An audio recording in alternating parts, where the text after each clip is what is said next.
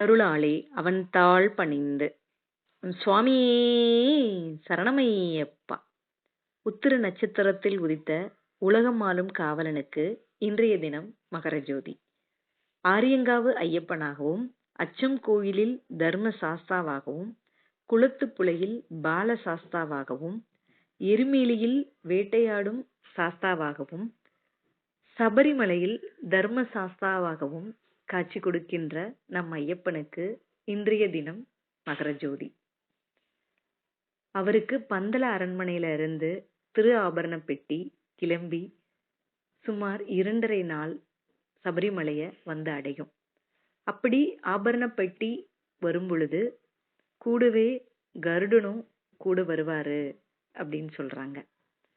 எங்கெல்லாம் வந்து பெட்டி இறக்கி வைக்கிறோமோ அங்கெல்லாம் அவரும் காத்திருப்பாராம். பின் பெட்டி கிளம்பும் பொழுது கூடயே வருவாராம்.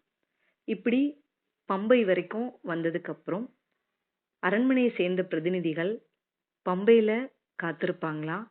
ஆபரண பெட்டி மேல் சாந்திகள் மூலம் மலைக்கு எடுத்து செல்லப்படுமா. அப்படி கொண்டு போகும்போது சபரிமலை ஐயப்பன் கோயில திருவாபரண பெட்டி அடைஞ்சதுக்கு அப்புறம் கருடன் கோயில் கோபுரத்தை 3 சுத்து வட்டமிடுவாராம். வட்டமிட்டுட்டு அதன் பின் அவரு போயிடுவாராம்.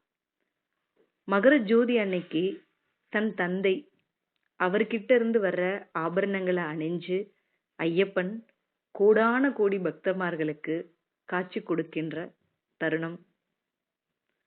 அந்த தரிசனத்துக்காக 48 நாள் கடுமையா விரதம் இருந்து இருமுடி சுமந்து பெரிய பாதை சின்ன பாதையில கல்லும் முள்ளும் காலுக்கு மெத்தை, சாமியே சரணம் ஐயப்பா, வாரோமப்பா ஐயப்பா, வந்துட்டோமப்பா ஐயப்பா, எப்படிலாம் சரணகோஷம் பாடி ஐயப்பனை நினைச்சு அவங்களோட யாத்திரைய சிறப்பா முடிச்ச பக்தமார்கள்லாம் காத்திருப்பாங்க.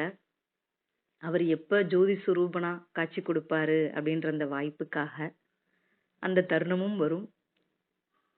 ஜோதியை நான் 1 முறை பார்த்தேன், 2 முறை பார்த்தேன், 3 முறை பார்த்தேன் அப்படின்னு சொல்லி ஐயப்ப பக்தர்கள் மெய் சிலிர்க்கிற அந்த தருணம். இன்னைக்கு நம்மவும் நேர்ல பார்க்க முடியல அப்படின்னாலும் டிவியில நேரலையில வரும் ஐயப்பனை தரிசனம் பண்ணலாம். அவரோட அருள் எங்க இருந்தாலும் எல்லாருக்கும் கிடைக்கும். பந்தல அரண்மனையிலிருந்து வந்த பிரதிநிதிகள் பம்பாலேயே ஆபரண பெட்டியை கொடுத்துடுறாங்க.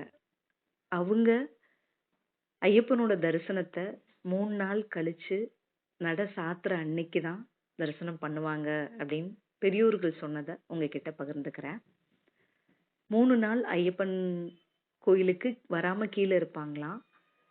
ஐயப்பன் கோயில்ல இருந்து மேல் சாந்தி கீழே வந்து பம்பையில ராஜ குடும்பத்தை சேர்ந்தவங்களுக்கு பாத பூஜை பண்ணிட்டு மேல கூட்டிட்டு போவாங்களாம்.